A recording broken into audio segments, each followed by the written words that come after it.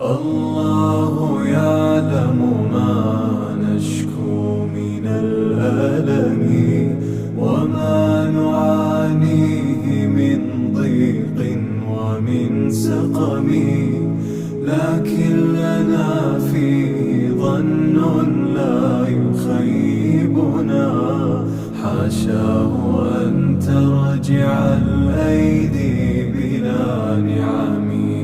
كم جاد من فضله قبل السؤال، وكم أعطى وأغنى بمحض الجود والكرم.